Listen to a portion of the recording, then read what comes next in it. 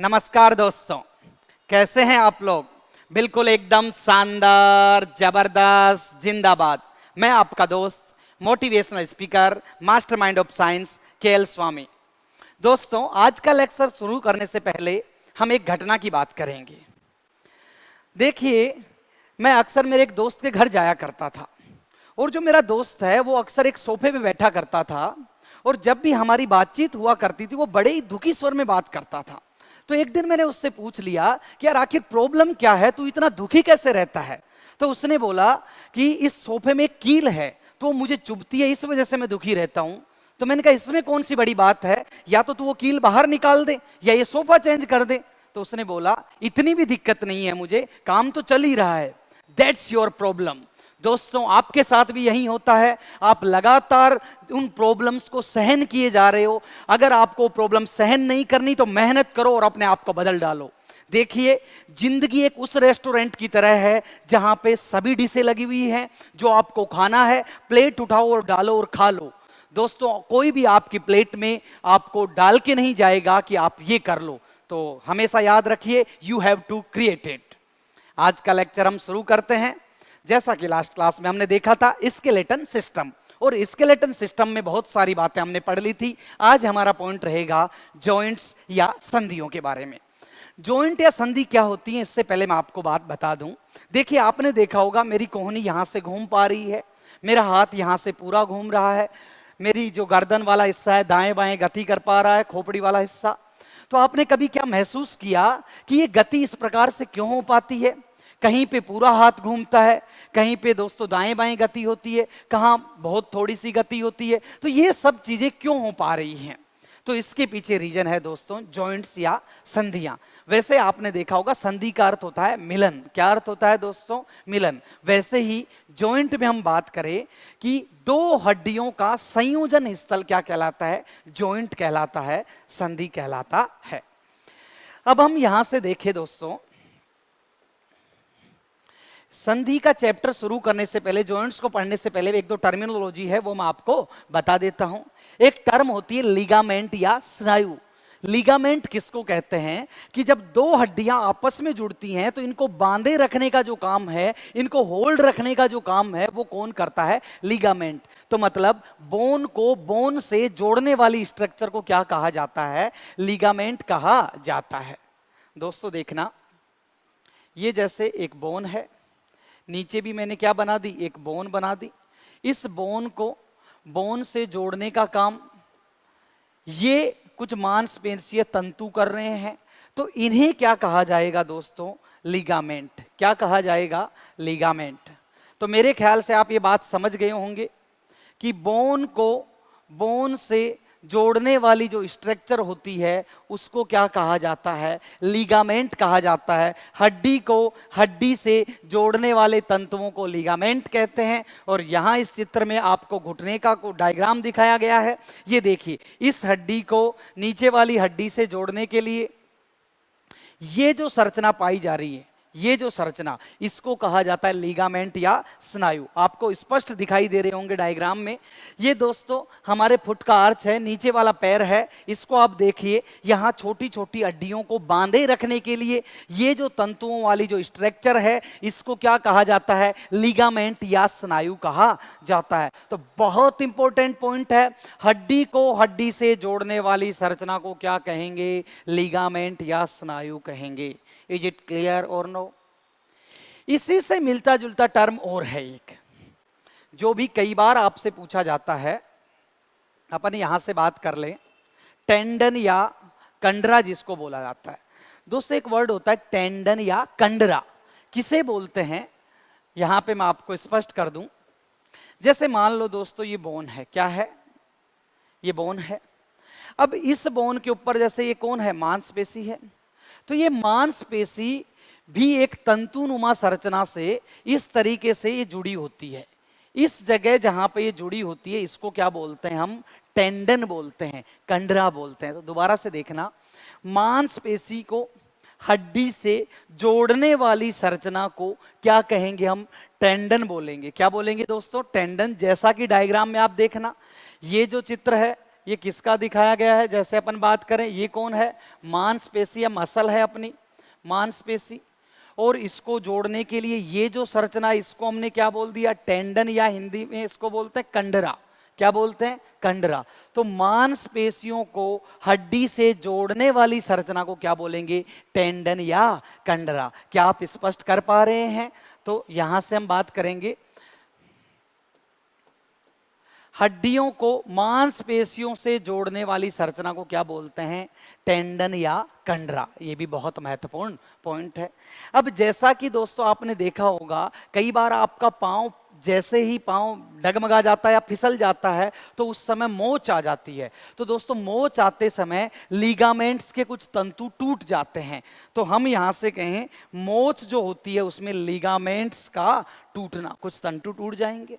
एक होती है दोस्तों, खिलाड़ी खेलते खेलते आपने देखा होगा जब दौड़ते हैं या कोई हार्ड एक्सरसाइज करते समय खिंचाव हो जाता है, तो मांसपेशियों में किसी भी प्रकार का जो खिंचाव होता है उसको बोला जाता है दोस्तों स्ट्रेन। ये आरएस में पूछा गया था कि स्प्रेन किसको बोलते हैं और स्ट्रेन किसको बोलते हैं। दोस्तों कंडरा या पेशियों का जो तनाव है, कंडरा या पेशी का तनाव तो कहलाएगा खिंचाव, स्ट्रेन, और लिगामेंट्स का टूटना कहलाएगा स्प्रेन या मोच आना। तो ये दोनों टर्म हैं, ये भी आपको सिमिलर थोड़ी बहुत याद रखनी है। याद रहे, यहां से मैं आपको बता दूं दोस्तों, हमने दो वर्ड देखे हैं। एक वर्ड हमने क्या बोला है? लिगामेंट। क्या वर्ड बोला है? लिगामेंट, जिसको हमने क्या बोल दिया? स्नायु। और दोस्तों एक वर्ड क्या बोला? टेंडन।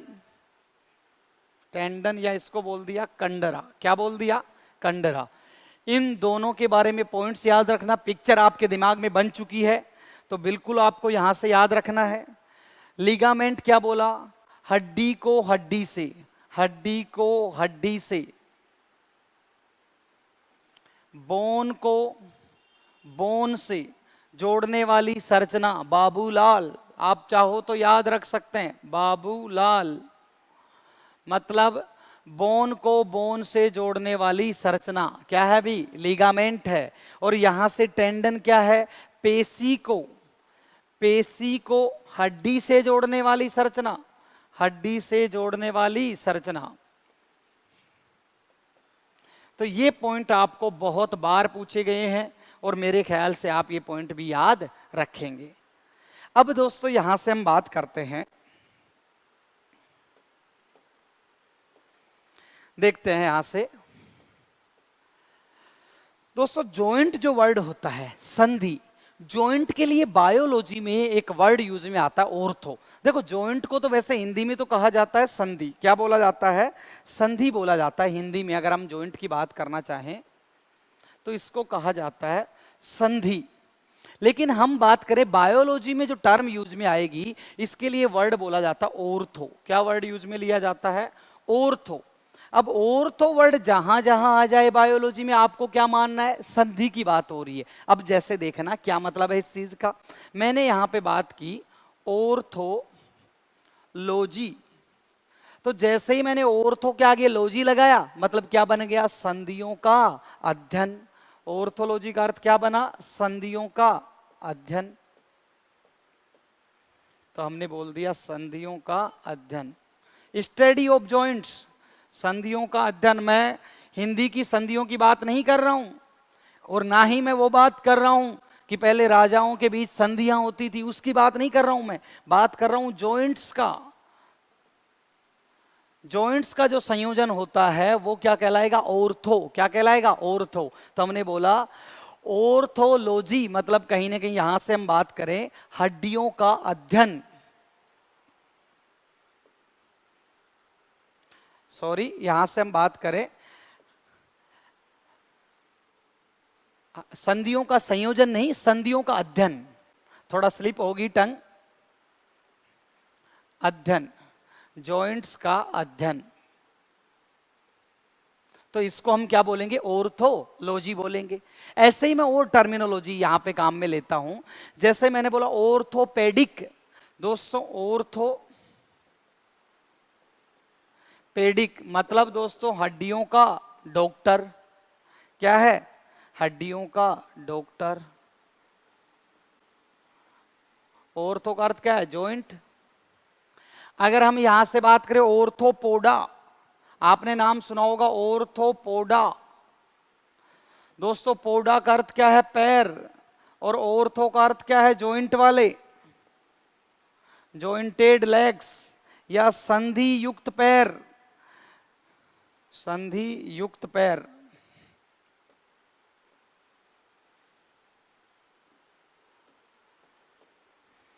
यहां पे हम बात करें जॉइंटेड लेग्स या हम कहें संधि युक्त पैर। आपने देखा होगा कीटों में क्या रहते हैं दोस्तों? संधि युक्त पैर पाए जाते हैं। इस तरीके से आपने देखा होगा कीटों के पैर ऐसे होते हैं। तो ऑर्थोपोडा संग में इनको रख दिया। ऑर्थो का अर्थ क्या याद रखेंगे हम? कहीं ना कहीं जॉइंट। दोस्तों साथ साथ हम टर्मिनोलॉजी याद करते हुए चलेंगे बायोलॉजी में, तो ये पॉइंट भी आपको मेरे ख्याल से क्लियर हो गया होगा।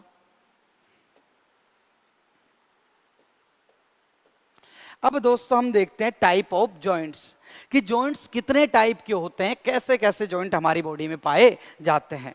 तो दोस्तों यहां से हम कहें एक जॉइंट होगा जिसमें कोई गति नहीं होगी, एक जॉइंट होगा जिसमें थोड़ी सी गति होगी, एक जॉइंट होगा जिसमें बहुत ज्यादा गति होगी। तो देखते हैं टाइप ऑफ जॉइंट्स की हम बात करें यहां से कि कौन कौन से जॉइंट्स हम यहाँ पे। एक है अचल। अचल का अर्थ होता है जिसमें कोई गति नहीं, मूवमेंट नहीं होगी, तो उसको हम बोलेंगे दोस्तों इममूवेबल। क्या बोलेंगे? इममूवेबल जॉइंट, मतलब अगतिशील, इसमें किसी प्रकार की मूवमेंट नहीं होगी। नो मूवमेंट हियर, कोई गति नहीं, नो मूवमेंट हियर।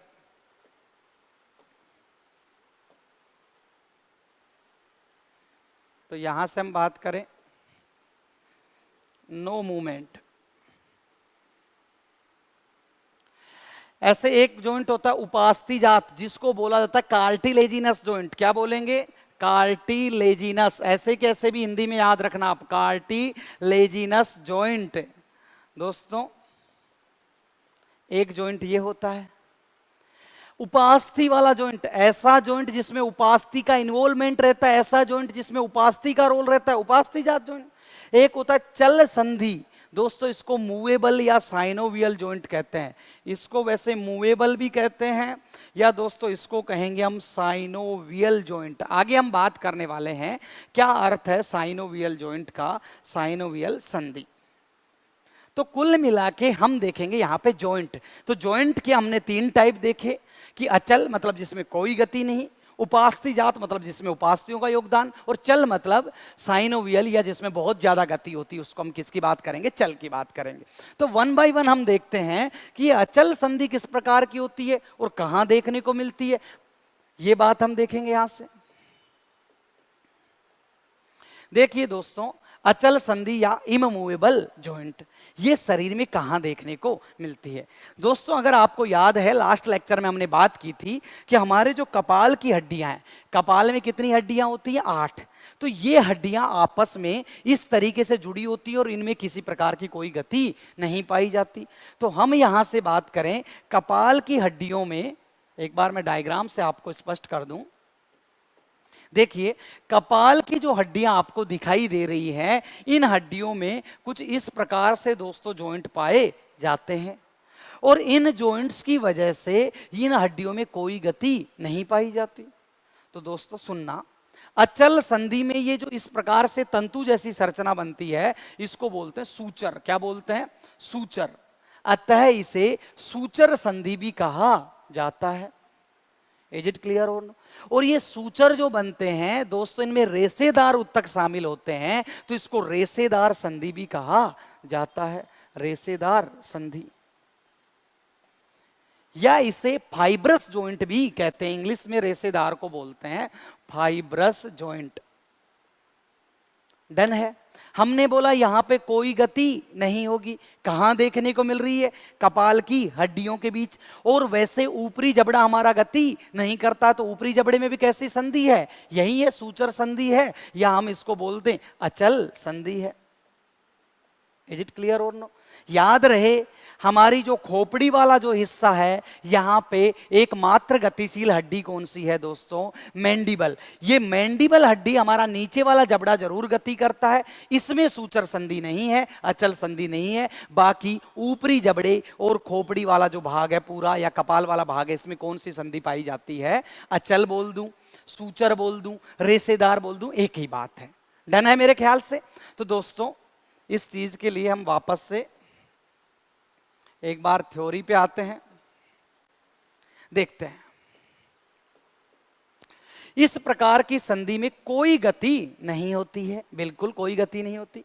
इस संधि को सूचर संधि भी कहते हैं। मैंने कहा था सूचर, इस प्रकार की संरचना आपको देखने को मिलेगी।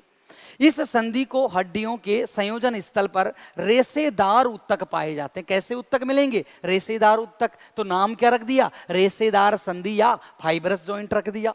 ऐसी संधि कपाल की हड्डियों के बीच, वेरी वेरी इंपॉर्टेंट, कहां मिलेगी ये याद रखना है। कपाल की हड्डियों के बीच और ऊपरी जबड़े में। नीचे वाला जबड़ा तो गति करेगा, ये कहां मिलेगी? ऊपरी जबड़े में पाई जाती है। तो दोस्तों एक टाइप था संधि का अचल या इमूवेबल जॉइंट। तो मेरे ख्याल से आपको बिल्कुल स्पष्ट समझ में आ गया होगा। धन्यवाद।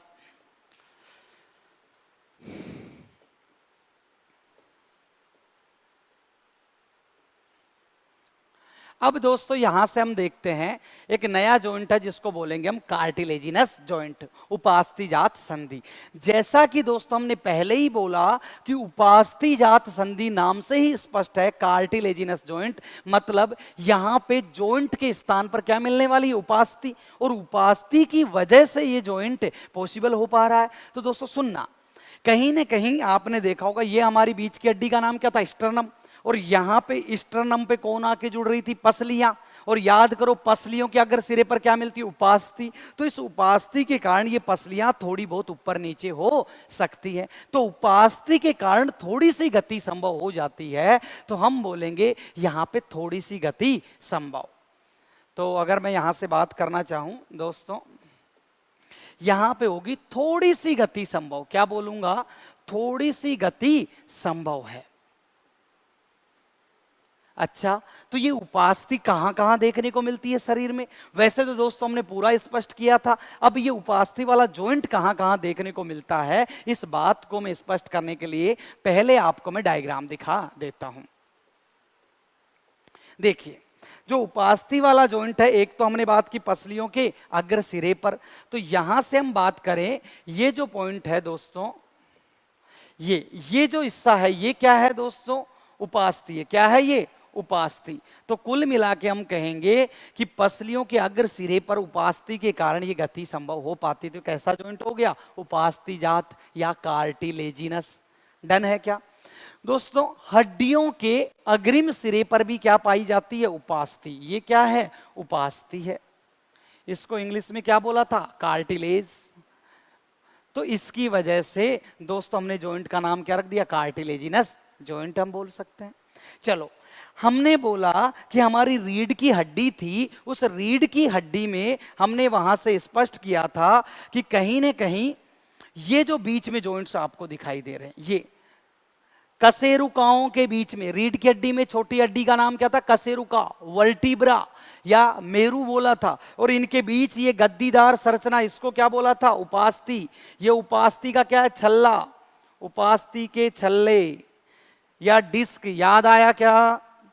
तो हम यहां से बात करेंगे दोस्तों, रीढ़ की हड्डी की लचकता जो है किस कारण मिल रही थी? इस उपास्थि के छल्ले के कारण। डन है।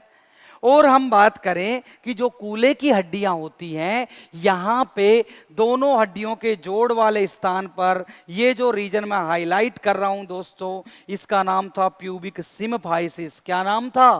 Pubic symphysis. इस वाले जोड़ पर याद होगा मेरे ख्याल से आपको, इसका नाम रखा था प्यूबिक सिम्फाइसिस।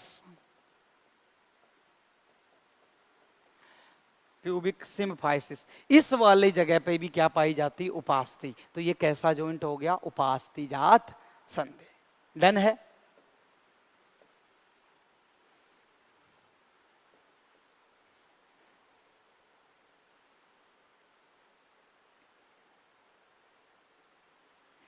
तो दोस्तों यहां से हम देखते हैं वन बाय वन। देखना, उपास्थि जात या कार्टिलेजिनस संधि की हम बात करें, इस प्रकार की संधि के संयोजन स्थल पर क्या मिलेगी? उपास्थि। उपास्थि के कारण उपास्थि जात का अत्यंत कम गति संभव, बहुत मतलब कम गति, थोड़ी सी गति होगी। यह संधि पसलियों के ऊपर नीचे गति के लिए जिम्मेदार, रीढ़ की हड्डी की लचकता के लिए जिम्मेदार और डिलीवरी के समय प्यूबिक संधान के खुलने के लिए जिम्मेदार होती है। दोस्तों जब बच्चे की डिलीवरी होती है, डिलीवरी हमेशा याद रखना बच्चे की होती है, मां की नहीं होती डिलीवरी। तो जब बच्चे की डिलीवरी होती है तो मां के कूल्हे की हड्डियों का ये जोड़ खुल जाता है। और ये खुलने का कारण क्या है? यहां पे कौन सी संधि थी? उपास्थि जात संधि थी। तो मेरे ख्याल से ये पॉइंट भी आपने बहुत अच्छे से क्लियर कर लिया होगा। अब हम यहां से बात करना चाहें दोस्तों कि चल संधि क्या होती है। अब हम यहां पे देखेंगे चल संधि, मूवेबल संधि या साइनोवियल जॉइंट किसे कहा जाता है। तो इस बात को स्पष्ट करने के लिए मैं आपको बता दूं कि साइनोवियल नाम क्यों दिया इस संधि को। क्या होता है, जैसे मान लो दोस्तों ये है, दो हड्डियां हैं, एक तो ये हड्डी होगी और एक ये वाली हड्डी होगी। ये दो हड्डियां हैं और इन दो हड्डियों के संयोजन स्थल पर, ये जो इनका संयोजन स्थल है, यहां पे दोस्तों एक क्या पाई जाएगी? मेम्ब्रेन, एक झिल्ली नुमा संरचना पाई जाती है। और इस झिल्ली के अंदर एक लिक्विड भरा रहता है, एक द्रव भरा रहता है। तो ये आपको याद रखना है, यदि किसी जॉइंट के ऊपर ये इस प्रकार से झिल्ली पाई जाए और उसमें क्या भरा हो? एक लिक्विड भरा हो, तो दोस्तों सुनना यहां से, इस झिल्ली का नाम तो होता है साइनोवियल मेम्ब्रेन। क्या नाम है? साइनोवियल मेम्ब्रेन या साइनोवियल झिल्ली। डन है। और इसमें जो लिक्विड भरा हुआ है इसका नाम है साइनोवियल द्रव। क्या नाम है दोस्तों? साइनोवियल फ्लूइड या द्रव। डन है। अब होता क्या है, इस लिक्विड की वजह से ये हड्डी आराम से यहां से मूवमेंट कर सकती है। इस द्रव की वजह से इस हड्डी में घर्षण नहीं होता और आराम से मूवमेंट पॉसिबल हो पाती है। तो दोस्तों इसे कह देंगे हम साइनोवियल जॉइंट। और गति भरपूर संभव है तो इसका नाम क्या दे दिया? चल संधि या मूवेबल जॉइंट। डन है क्या? तो दोस्तों यहां से हम देखते हैं, इस प्रकार की संधि में हड्डियों के संयोजन स्थल पर साइनोवियल नामक एक द्रव भरा रहता है। डन है। जिसकी वजह से हड्डियों के मध्य घर्षण नहीं होता। इस प्रकार के जोड़ में हड्डियों के बीच अत्यंत गति संभव है, मतलब बहुत ज्यादा गति हो पाती है। दोस्तों हमने कुछ नहीं किया है, यहां पे जो आपका लिखने का जो टाइम है वो मैंने थोड़ा सा सेव किया है ताकि आप चीजों को समझ पाओ। इज इट क्लियर और नो? तो हमने कहा यहां बहुत ज्यादा गति रहेगी। अब पूछा जाता है ये बहुत ज्यादा जो गति है ये कहां कहां देखने को मिलती है, इस चल संधि के कौन कौन से प्रकार हैं, इसके ऊपर हम यहां से बात करेंगे। तो देखते हैं यहां से,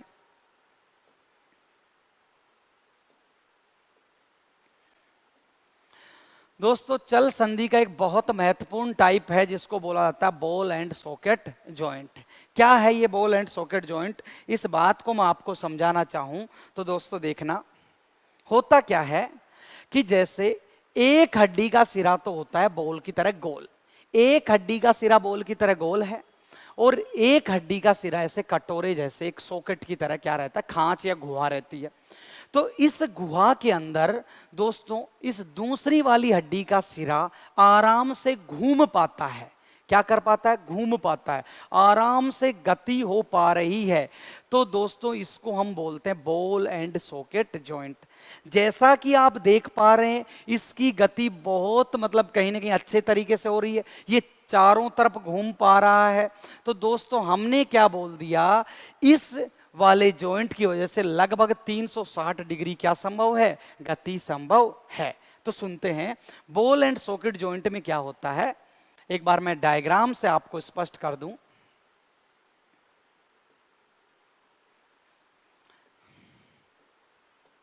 देखना दोस्तों यहां से जैसा कि अभी अभी मैंने बताया कि एक हड्डी का सिरा क्या रहता है, बोल की तरह गोल रहता है, और दूसरी हड्डी का सिरा कटोरी की तरह क्या रहता है, खांच वाला। तो इसमें ये आराम से गति कर पाता है, तो इसको बोलते हैं बॉल एंड सॉकेट जॉइंट। जैसा कि हम देख पा रहे हैं ये हमारे कूल्हे की हड्डी का जोड़ है। तो दोस्तों कूल्हे की हड्डी में हमने कहा था ये तो है कौन, श्रोणी मेखला। कौन है, श्रोणी मेखला। और श्रोणी मेखला में इस गुहा का, इस खांच का नाम था एसिटाबुलम। क्या नाम था, एसिटाबुलम गुहा। याद रहे तो बहुत अच्छी बात है। तो हम कहेंगे श्रोणी मेखला में हमारी फीमर का ऊपरी सिरा घूमता है, जुड़ता है। तो श्रोणी मेखला में कौन सी जगह है, एसिटाबुलम गुहा में। और ये जो सिरा आपको दिखाई दे रहा है ये सिरा किसका है, फीमर का। तो हमने कहा फीमर और श्रोणी मेखला की एसिटाबुलम गुहा में कौन सा जॉइंट आपको देखने को मिल रहा है, बॉल एंड सॉकेट जॉइंट। ऐसा ही जॉइंट दोस्तों मैं बात करूं कंधे में, तो कंधे में हमारी जो ये हाथ की हड्डी, इसको क्या बोला था, हुमरस। ये हुमरस जो घूमती है ये भी कौन सा जॉइंट है, बॉल एंड सॉकेट जॉइंट।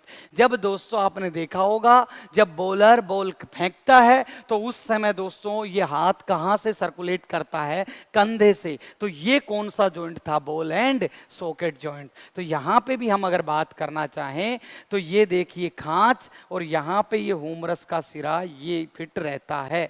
तो हमने क्या कह दिया, ये भी कौन सा जॉइंट है, बॉल एंड सॉकेट। ये कौन थी भाई, हुमरस, हुमरस।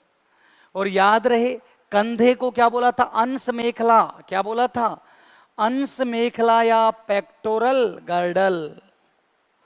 और पेक्टोरल के अंदर या अंश मेखला में हमने कहा था खांच का नाम क्या था, ग्लीनोइड। क्या नाम था, ग्लीनोइड गुहा। याद रहे हमारे कंधे और हुमरस के बीच जो जॉइंट मिलता है उसको भी हम क्या बोलेंगे, बॉल एंड सॉकेट जॉइंट। बहुत अच्छा।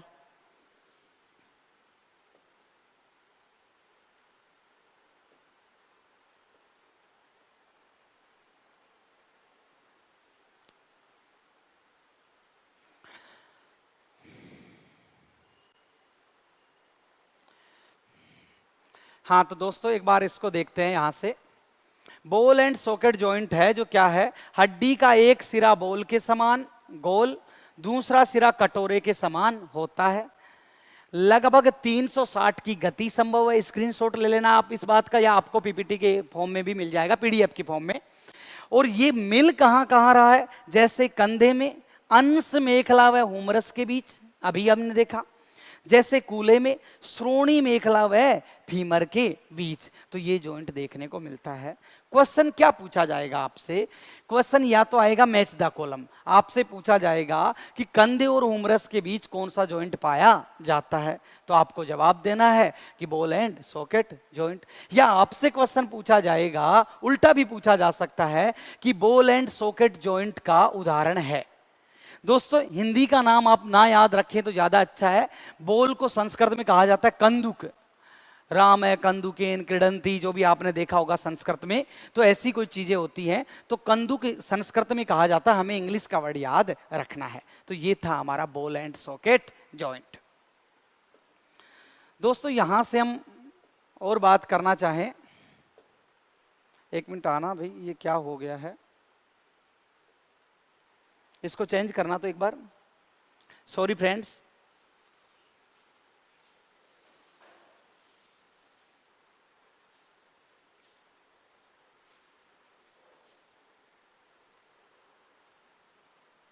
बस बहुत हो गया।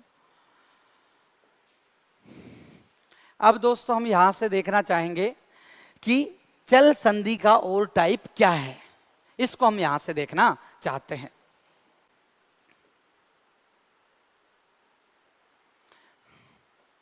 दोस्तों एक जॉइंट होता है कब्जा संधि। क्या होती है, कब्जा संधि। ये कब्जा वो नहीं है, कुछ गांवों में जो लेडीजें पहनती हैं उसको भी कब्जा कहीं ना कहीं बोला जाता है, उस कब्जे या ब्लाउज की बात नहीं कर रहा हूं मैं। दोस्तों मैं बात कर रहा हूं यहां से जो गेट होते हैं, गेटों के बीच में भी कब्जे लगे होते हैं। आपने देखा होगा क्या होता है, जैसे अपन बात करें यहां से कोई गेट है और गेट जहां से जुड़ा होता है यहां पे क्या लगा होता है, कब्जा लगा होता है। और इस कब्जे की वजह से गेट एक तरफ तो खुल जाता है लेकिन दूसरी तरफ खुल नहीं पाता है। तो मैं उस कब्जे की बात कर रहा हूं। तो दोस्तों इस संधि में क्या होता है, कब्जे के समान जॉइंट बनता है। तो देखते हैं ये जॉइंट कहां कहां होता है। अगर मैं यहां से बात करना चाहूं तो दोस्तों क्या होता है, इस हड्डी का थोड़ा सा सिरा बाहर निकला है और जैसे ही मैं इस हाथ को घुमाऊंगा तो टच हो जाता है। तो हम बोलेंगे कब्जे की तरह टच होने से इस हड्डी में एक तरफ तो गति हो रही है लेकिन दूसरी तरफ गति नहीं हो रही। अर्थात मैं कहूंगा 180 डिग्री गति है लेकिन दूसरी तरफ गति नहीं हो पा रही है। इज इट क्लियर और नो? बात आप समझ पा रहे हैं? मैं इस चीज को डायग्राम के बेसिस पे आपको दिखा देता हूं, उसके बाद अपन बात करने वाले हैं। देखते हैं दोस्तों, यहां पे आपको दिखाई दे रहा है, आप देखिए ये मेरा हाथ है दोस्तों, और आप आराम से देखना इस हाथ में किस प्रकार से गति हो रही है। ये कोहनी का डायग्राम आपको स्पष्ट हो रहा है और इस कोहनी वाले डायग्राम में जैसे ही ये जाके अटैच होता है तो टच हो जाती है। इसको आप महसूस कर सकते हैं। जैसे ही दोस्तों आप करेंगे ये घूम के जाएगा इधर, तो हम यहां से बात करें, 1 सेकेंड प्लीज। आप देखिए जिस प्रकार से यहां से हम बात करना चाहें कि ये जो गति हो पा रही है, आप देखिए यहां से ये जो जॉइंट है इसको बोलते हैं एल्बो जॉइंट या कोहनी वाला जॉइंट। हम यहां से बात करेंगे। इसकी गति अभी थोड़ी देर के लिए रुक गई है, देखना यहां से मैं बात करूं आपसे। अब देखिए आराम से आपको ये दिखाई दे रहा है। तो दोस्तों आप महसूस कीजिए ये जो जॉइंट है ये कौन सा जॉइंट है, एल्बो वाला। इसी कड़ी में हम बात करें यहां से, इसी कड़ी में ये जो जॉइंट है ये घुटने का जॉइंट है, ये भी कैसा जॉइंट है, कब्जा संधि। तो क्वेश्चन क्या बनेगा इस बात को देखना कि कब्जा संधि कहां पाई जाती है, या हमसे पूछे कोहनी में और घुटने में कौन सी संधि पाई जाती है, ये क्वेश्चन हमसे पूछा जा सकता है। तो हम यहां से बात करेंगे।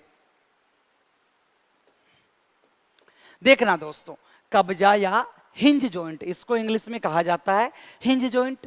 संयोजन स्थल पर दरवाजे के समान क्या लगा होता है, कब्जा लगा होता है।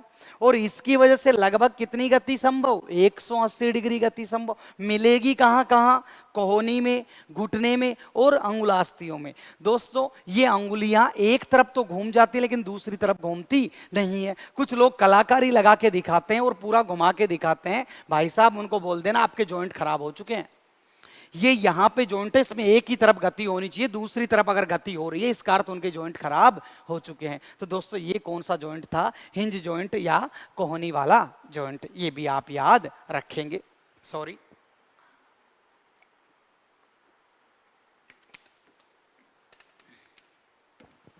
अब हम यहां पे बात करना चाहें फ्रेंड्स, नेक्स्ट जो हमारी संधि आने वाली है पाइवोट संधि की हम बात करेंगे। यहां से नेक्स्ट हमारी संधि है पाइवोट, धुराग्र संधि। क्या होता है, इसमें एक हड्डी तो रहती है फिक्स और दूसरी हड्डी इसके ऊपर क्या करती है, रोटेट करती है, घूमती है। जैसा कि आपको मैंने बताया था कि हमारी रीढ़ की हड्डी की ऊपरी कशेरु का नाम क्या था, एटलस, और नीचे वाली का नाम एक्सिस। तो एक्सिस के ऊपर खोपड़ी और एटलस एक साथ दाएं बाएं गति करती हैं क्या, हाँ। तो दोस्तों हम बोलेंगे एक हड्डी का सिरा धुरी की तरह क्या रहता है, फिक्स रहता है, और दूसरी हड्डी इस पे गति करती है। देखिए यहां पे ये जो नीचे वाली बोन है ये तो दोस्तों कौन है, एक्सिस, और ऊपर वाली कौन है, एटलस। तो यहां पे इस एटलस के ऊपर मैं बात करूं, इस एटलस वाले सिरे के ऊपर ये कौन टिकी हुई है, खोपड़ी।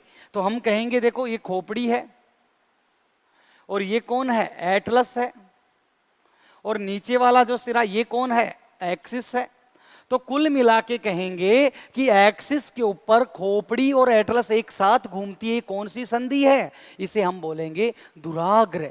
जैसा कि नाम से स्पष्ट है, एक क्या हो गया, धुरी, और धुरी के अग्र हिस्से पर कोई घूमे तो धुराग्र, या इसको हम बोलेंगे दोस्तों धुरी प्लस अग्र, धुराग्र हो गया, या इसको इंग्लिश में बोलते हैं पाइवोट। क्या बोलते हैं, पाइवोट।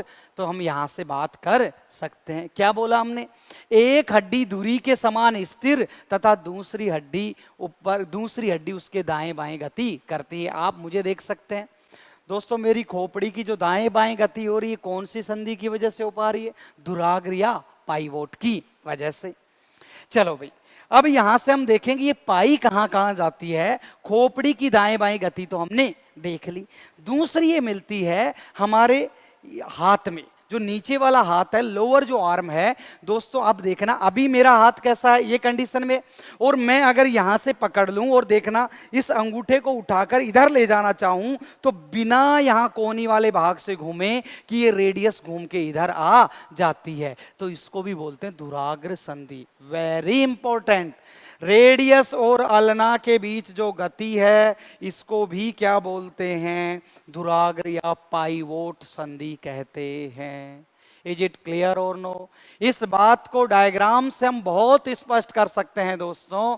अगर मैं यहां से बात करना चाहूं तो अब देखिए, आप आराम से आपको ये दिखाई दे रही है कि किस प्रकार से रेडियस गति कर रही है। तो देखिए यहां से, देखिए रेडियस फिक्स है, केवल यहां से हमने देखा फिक्स है, और हम देखे रोटेट करती जा रही। इस डायग्राम में भी आप आराम से देख सकते हैं किस तरीके से दोस्तों हाथ गति करता है। तो रेडियस और अल्ना के बीच ये जो जॉइंट है इसको बोलते हैं पाइवोट जॉइंट। क्या आप याद रख पाएंगे?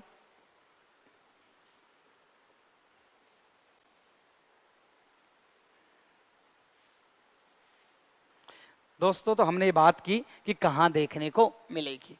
अब हमारा पॉइंट रहेगा नेक्स्ट जॉइंट के ऊपर हम बात करना चाहेंगे। दोस्तों यहां से मैं बात करूं, जो हमारा नेक्स्ट जॉइंट रहने वाला है ग्लाइडिंग जॉइंट। क्या रहेगा भाई? ग्लाइडिंग जॉइंट, विसर्पी संधि। होता क्या है, जैसे आप देखिए ये कलाई में क्या बोले थे, कैसे कलाई, और कलाई में क्या थे? कार्पल्स। संख्या कितनी थी कार्पल्स की? 8। तो ये कार्पल्स को जब आप यूं कलाई को घुमाते हो तो यहां पे एक रगड़ भरी संधि होती है। क्या होती है? रगड़ भरी संधि। इसको बोला जाता है वैसे दोस्तों विसर्पी या ग्लाइडिंग जॉइंट। ग्लाइड का अर्थ होता है फिसलना, तो एक दूसरे के ऊपर ये स्लाइड करते हैं, फिसलते हैं, तो हमने बोला ग्लाइडिंग या विसर्पी संधि। तो ये बात हम यहां से कर सकते हैं। तो दोस्तों हम यहां से अगर देखना चाहें,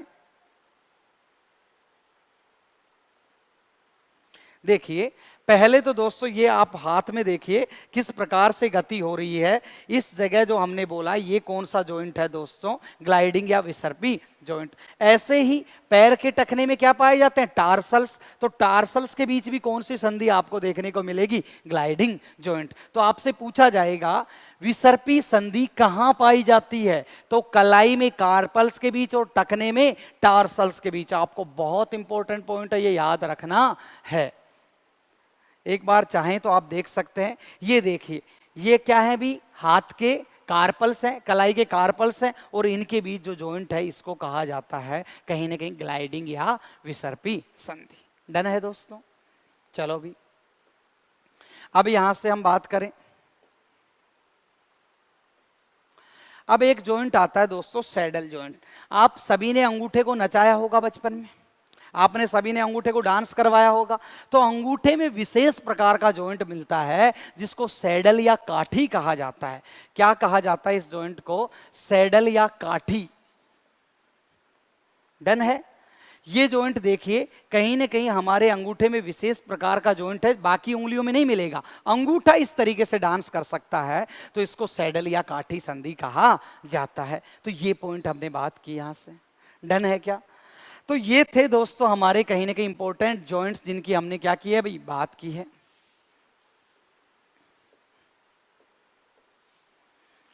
अब यहां से मैं दोस्तों आपको एक क्वेश्चन करवाना चाहता हूं। देखना जो हमने पढ़ा है वो आपको किस हद तक याद है, इस चीज को हम यहां से देखते हैं। देखें,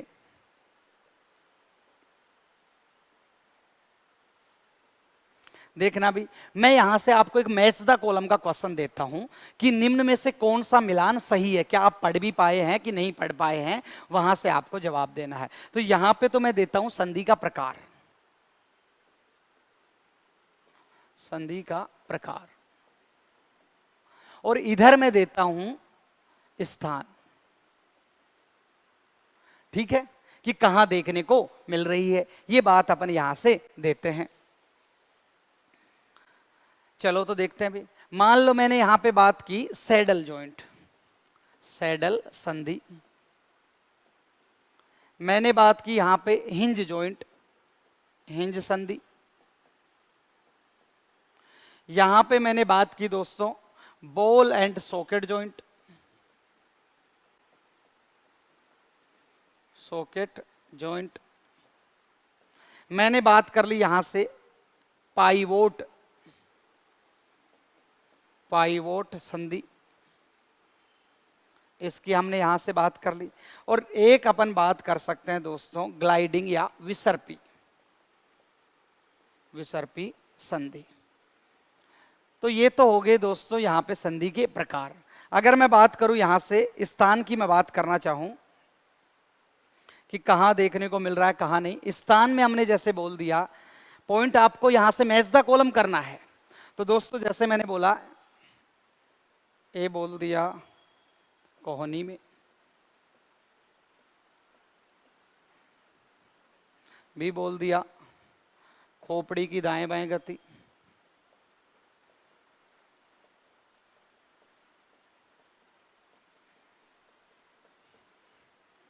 सी बोल दिया अंगूठे में, डी मैंने बोल दिया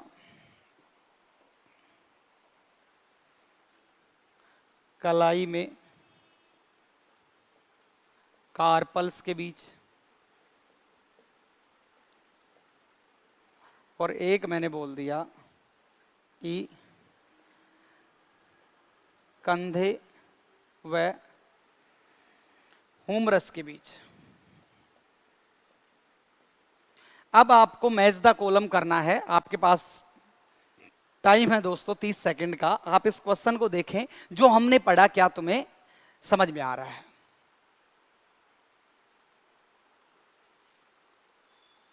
देखिए दोस्तों,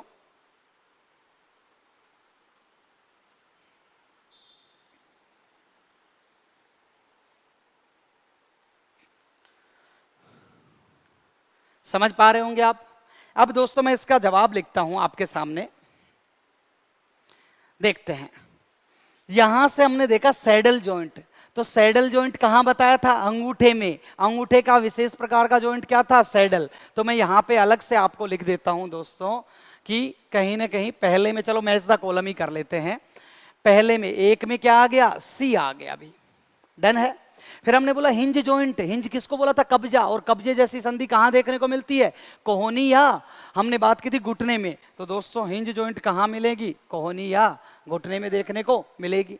फिर हम बात करना चाहें बॉल एंड सॉकेट कहां मिलेगी? अंश मेखला में और कूले में कौन सा जॉइंट था? Ball and socket joint. तो देखते हैं भी बॉल एंड सॉकेट जॉइंट कहां पे देखने को मिल रहा है? तो थर्ड में क्या हो गया? ई हो गया। अगर हम बात करें पाइवोट, तो खोपड़ी की दाएं बाएं गति भी कौन सी थी? पाइवोट। और रेडियस और अल्ना की गति भी कौन सी थी? पाइवोट। तो यहां पे 4 में क्या हो गया? बी हो गया। अगर हम बात करें विसर्पी संधि, तो विसर्पी में हमने बोला ग्लाइडिंग कहां? कलाई में कार्पल्स के बीच। तो हमने बोल दिया 5 में क्या हो गया? डी हो गया। तो ये आंसर आप चाहो तो इस प्रकार से आप लिख सकते हैं कि भी एक में क्या आया? एक में हमने देखा दोस्तों सी आया, एक में सी। फिर हमने देखा दो में क्या देखने को मिला हमें? 2 में हमारे पास आया ए। 3 में क्या देखने को मिला? 3 में हमारे पास देखने को मिला दोस्तों ई। 4 में पाइवोट संधि में हमें क्या देखने को मिला? बी। 4 में बी। और 5 की हम बात करें विसर्पी में क्या देखने को मिला? डी। तो दोस्तों लगातार मेहनत करते रहिए, आपको हर चीज पिक्चर वाइज क्लियर होगी। और लगातार हमारे चैनल को सब्सक्राइब कीजिए, शेयर कीजिए। आपको बिल्कुल 0 लेवल से टॉप लेवल तक फिजिक्स, केमिस्ट्री, बायोलॉजी मिलने वाली है। All the best. Next lecture दोस्तों हड्डियों के हम रोगों की बात करेंगे।